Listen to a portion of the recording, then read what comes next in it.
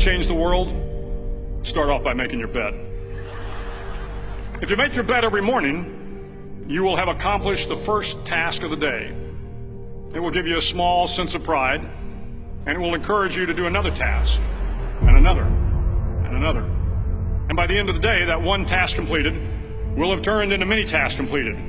Making your bed will also reinforce the fact that the little things in life matter.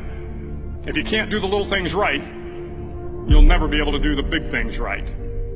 And if by chance you have a miserable day, you will come home to a bed that is made, that you made. And a made bed gives you encouragement that tomorrow will be better. To pass SEAL training, there are a series of long swims that must be completed. One is the night swim. Before the swim, the instructors joyfully brief the students on all the species of sharks that inhabit the waters off San Clemente. They assure you, however, that no student has ever been eaten by a shark, at least not that they can remember. But you are also taught that if a shark begins to circle your position, stand your ground. Do not swim away. Do not act afraid. And if the shark, hungry for a midnight snack, darts towards you, then summons up all your strength and punch him in the snout, and he will turn and swim away. There are a lot of sharks in the world.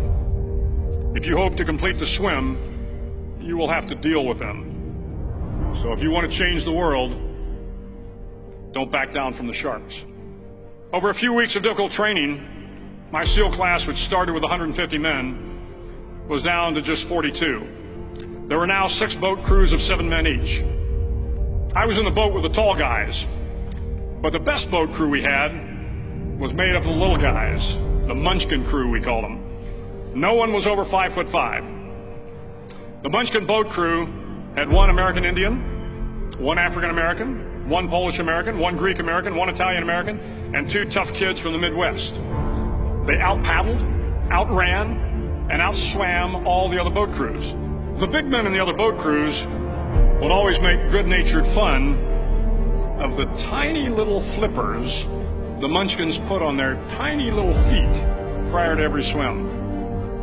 But somehow these little guys from every corner of the nation and the world always had the last laugh, swimming faster than everyone and reaching the shore long before the rest of us. SEAL training was a great equalizer. Nothing mattered but your will to succeed, not your color, not your ethnic background, not your education, not your social status. If you want to change the world, measure a person by the size of their heart, not by the size of their flippers. The 9th week of training is referred to as Hell Week.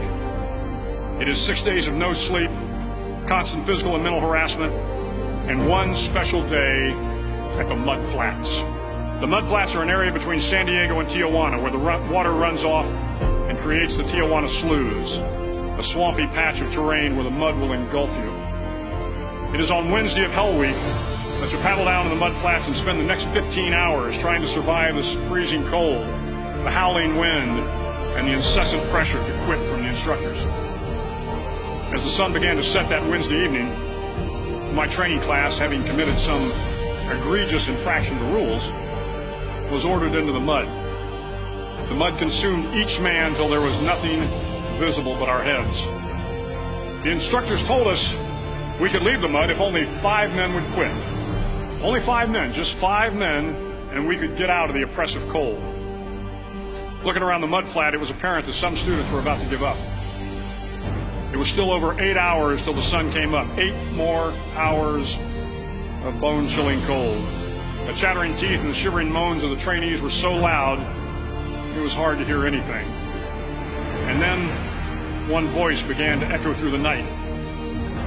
One voice raised in song. The song was terribly out of tune, but sung with great enthusiasm. One voice became 2, and 2 became 3, and before long, everyone in the class was singing. The instructors threatened us with more time in the mud if we kept up the singing, but the singing persisted, and somehow the mud seemed a little warmer, and the wind a little tamer, and the dawn not so far away. If I have learned anything in my time traveling the world, it is the power of hope. The power of one person, a Washington, a Lincoln, King, Mandela, and even a young girl from Pakistan, Malala.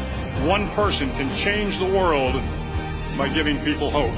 So if you want to change the world, start each day with a task completed. Find someone to help you through life. Respect everyone. Know that life is not fair and that you will fail often.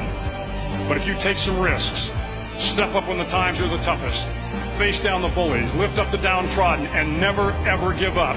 If you do these things, the next generation and the generations that follow will live in a world far better than the one we have today. And what started here will indeed have changed the world for the better.